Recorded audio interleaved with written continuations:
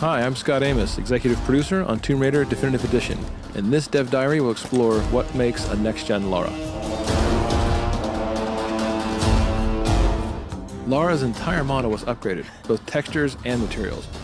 We've even added dynamic effects for how we light her skin, and for materials that change for sweat, mud, and blood as she goes throughout the different areas of the game. This looks like some kind of fire ritual, a sacrificial ritual. One of the ways that we upgraded Lara was certainly looking at her head and her face and saying, we want to build our first attempt at what a next-gen Lara Croft could look like. Lara's head has been retopologized and increased in resolution for a higher fidelity and appearance. Her head was literally rebuilt from scratch with over 5 times the density and improvements on her eyes, nose, mouth, and cheeks, and all of her textures are at a higher resolution as well. The next big area for us to focus on upgrading Lara was something we could only do on next-gen. For Lara, her hair is one of the biggest elements you'll constantly see from a third-person camera running through an action adventure. So we added tress effects, custom written and custom optimized for next-gen consoles.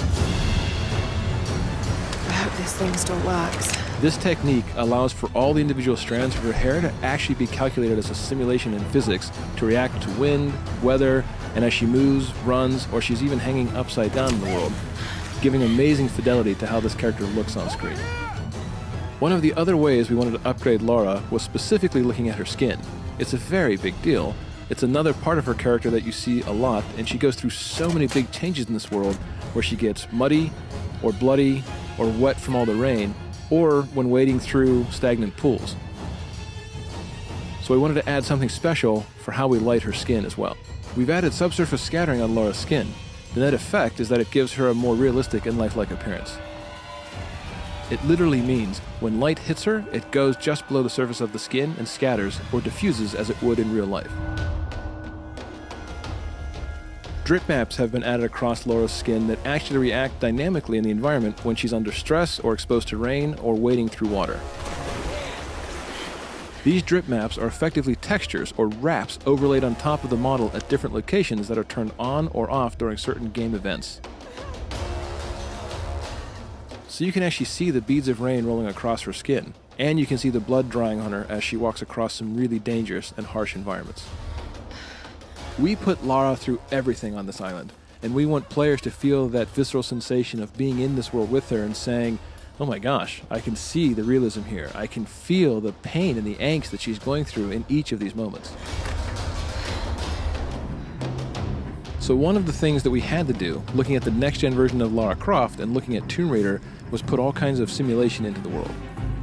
All of her gear now has physics simulation added on top of it. You'll see when she has the bow on her back, it will jostle around realistically as she jumps, runs, and traverses the terrain.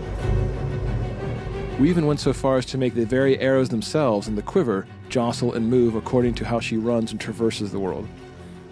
You'll even see things like the radio that is strapped to her back, the pistol in her holster, and more importantly, one of the key pieces of equipment, her climbing axe, swinging naturally as she runs around or climbs or hangs from various areas.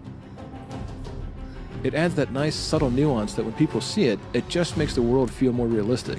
It makes her feel more grounded and cohesive rather than props that are just stuck to her. This gear is actually tied to her in a realistic way. So this is just a glimpse at how we made a next-gen Lara.